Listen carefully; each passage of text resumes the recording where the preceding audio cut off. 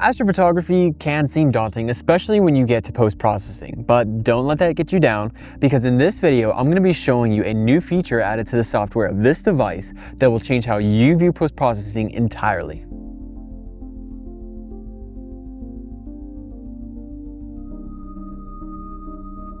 If you have visited my channel before, then I'm sure you recognize this telescope. This is the Dwarf 3 released by Dwarflab in 2024, and since its release, it's received numerous software updates, making it one of the smartest smart telescopes on the market today. One of those updates brought us the long-awaited equatorial mode, as well as the beautiful mosaic mode, which allows us to capture larger portions of the sky in a shorter period of time and makes stitching much easier.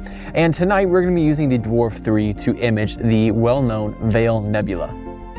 Did you know that the Veil Nebula was likely caused by a star nearly 20 times the size of our sun going supernova around 14.1 quadrillion miles away? That means it would have taken around 2,400 years for the light from that supernova to reach us here on Earth. Pretty interesting, right? Equatorial mode is super easy to set up. You just set up your tripod and your telescope pointing in the general direction of Polaris, let it do a plate solve, and then follow the directions on the screen. Oh, and don't forget that if you plan on taking advantage of that equatorial mode feature, which I highly recommend that you do, make sure that you set your telescope outside around 30 minutes prior to use so that it can adjust to the outside temperature. Then you can slap that solar filter on, close your Dwarf 3, set the parameters for the dark frames, and fire away. Doing this will eliminate what is known as walking noise and hot pixels, and it will help your Dwarf 3 to do a much better job at the post-processing later on.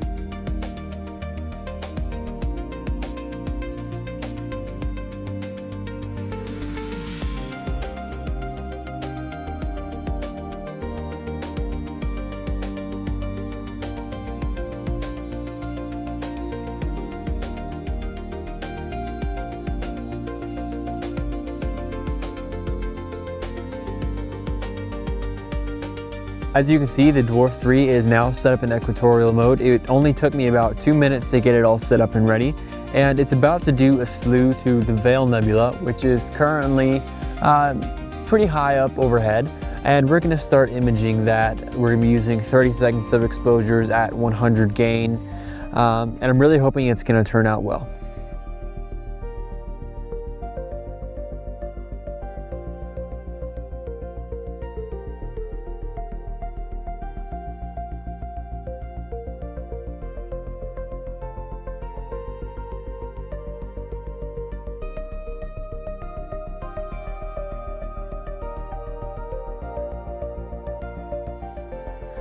Okay, let's talk a little bit about how the Stellar Studio works. Stellar Studio is the built-in processing software found within the Dwarf 3 itself. Well, I guess it's technically not within the Dwarf 3. The way Stellar Studio works is it takes the data in the Dwarf 3, sends it up to a cloud, and I don't mean an actual cloud, obviously, and then receives it again once it's processed. Obviously, if the Dwarf 3 is going to be sending data and information from itself to the cloud, then it's going to need a stable internet connection other than its own built-in Wi-Fi that does not have internet. So, either the device that you're using needs to have a SIM card that has its own internet access, or you're going to have to do the following steps. Go to the home page on the Dwarflab app, hit Settings, go to Connection Settings, and make sure that you're inside and have access to your own home Wi-Fi network, and then enable STA mode.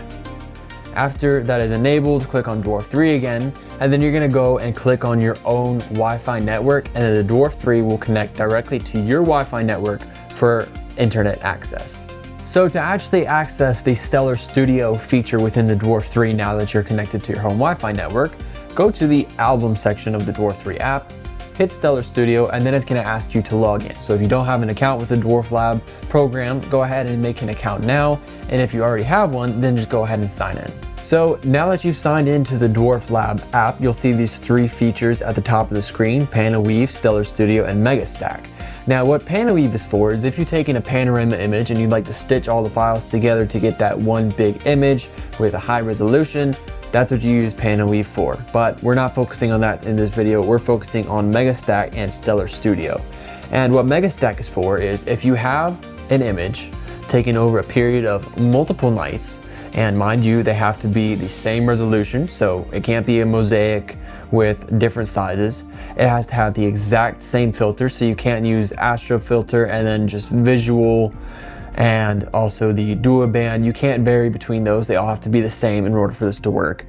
But if you have them all the same, then you can click on Megastack and then you'll see those files. Then you can check them off.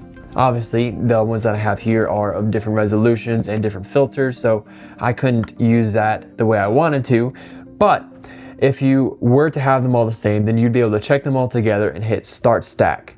Now, something you should know is that if you plan on using this feature, make sure that you have your Dwarf 3 hooked up to a charger, because sometimes this can take hours. So make sure you have a lot of free time and you're not planning on using the Dwarf 3 again that night, because it might take all day. Obviously, depending on how many frames you've taken and how big of an image it is. And once you have that file all stacked together into that one image that you've been waiting for, that's where Stellar Studio comes in for the easy post-processing. You click on Stellar Studio here in the app, open the file that you want to do post-processing work on, and then you have several options here. You can watermark it, so you can add date, time, your name, your star removal, so you can get a better look at that deep sky object without all the star clutter in the way. There's denoise to help you get rid of some of that unwanted grainy noise in the background. There's star correction to get rid of any unwanted halos and sharpen it and make it look a lot cleaner. And then there's auto that will auto stretch it and make that nebula really pop. So let's take a look at these different options. Let's take a look first at the auto function. If you hit that button, it will upload it to the cloud, as I mentioned. And again, this can take a little while. It says that it's going to take about 1 minute and 30 seconds. So you just go ahead and let that run, let it do what it needs to do, and take a look at what you have after. Once you see that processing is done, you can go ahead and hit download on that. And you can download that as a PNG. It's going to take over 50 megabytes because this is a good size image here. And take a look at the before and after. This is the original file. And then after it's done that auto processing, this is what we have. Incredible detail of the Veil Nebula right there. Great contrast. It already fixed the stars, done a noise reduction and everything. And that nebula is really popping. This is only with 4 hours of data, and this is what we have. So that's pretty incredible. Now, obviously, this did pretty much everything for us, so we didn't even have to do the star correction, denoise, star removal, any of that. But if you were to want to, it's the same process. You just click on that option, and then it will add it to the task list. You can add it a watermark, denoise. Again, you can just do the star correction if you're still not really happy with the stars.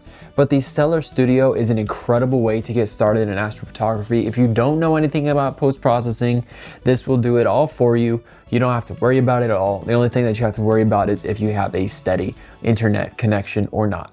So if you found this video enjoyable or helpful, if you've never used a Stellar Studio function before and you were a bit weary about getting started in post-processing, make sure that you leave a like and subscribe to the channel, because there's going to be a lot more just like this video coming up ahead. As always, thank you guys so much for visiting the channel. I look forward to seeing you again soon, and I wish you all the clearest of skies.